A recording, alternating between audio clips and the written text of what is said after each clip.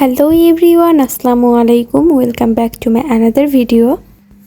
আজকে আপনাদের সাথে শেয়ার করব একদম সহজভাবে বাসায় বসে মোগলাই বানানোর রেসিপি। এটার টেস্ট কিন্তু দোকানের মোগলাইয়ের থেকে কোনো অংশেই কম নয়। তাহলে চলুন শুরু করা যাক আমার আজকের রেসিপি। মোগলাই বানানোর জন্য এখানে প্রথমেই আমি ময়দা দিয়ে একটা ডো তৈরি করে নিব। এখানে আমি পরিমাণ মতো ময়দা নিয়ে এর মধ্যে সামান্য একটু লবণ আর সয়াবিন তেল দিয়ে খুব ভালো মতো মিশিয়ে নর্মাল টেম্পারেচারের পানি দিয়ে একদমই সফট একটা ডো তৈরি করে নিব। এই ডোটাকে আমি কিছুক্ষণ রেস্টে রেখে দিব। এটার উপরে আমি সামান্য একটু সয়াবিন তেল দিয়ে এরপরে এটাকে রেস্টে রেখে দিব যেন উপর থেকে ড্রাই না হয়ে যায়। এরপর আমি ডিমটাকে মাখিয়ে নিব। ডিমটা মাখানোর জন্য এখানে আমি পেঁয়াজ, মরিচ, লবণ, ভাজা জিরার গুঁড়া, গরম মশলার গুঁড়া এগুলো দিয়ে খুব ভালো মতো মিশিয়ে নেব। এখানে আমি একটু শুকনা মরিচের গুঁড়াও দিয়েছি। আপনাদের টেস্ট অনুযায়ী এখানে ঝালটা দিবেন। এই সব উপকরণকে আমি হাত দিয়ে খুব ভালো মতো মাখিয়ে নিয়েছি।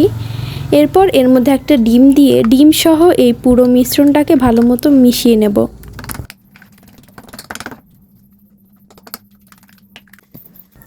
এবার আমি তেরা বেঁকা করে একটা রুটি বানিয়ে নিয়েছি। পরোটার তুলনায় এই রুটিটা একটু পাতলা হবে।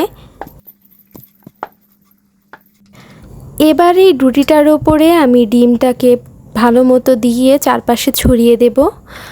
এটাকে সুন্দর মতো ছড়ানো হয়ে গেলে আমি রুটিটাকে চারপাশ থেকে ফোল্ড করে নিব।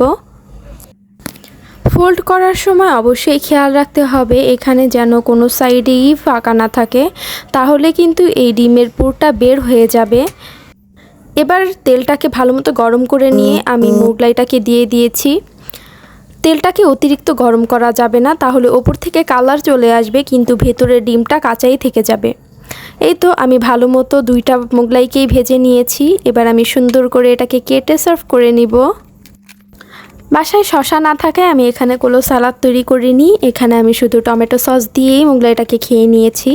আর এটা এভাবে খেতেই অনেক বেশি মজা হয়েছে। আপনারা অবশ্যই বাসায় ট্রাই করে দেখবেন। আশা করছি এই রেসিপিটা আপনাদেরও ভালো লাগবে। সবাই ভালো থাকবেন, সুস্থ থাকবেন। দেখা হবে পরবর্তী কোনো ভিডিওতে। আল্লাহ হাফেজ।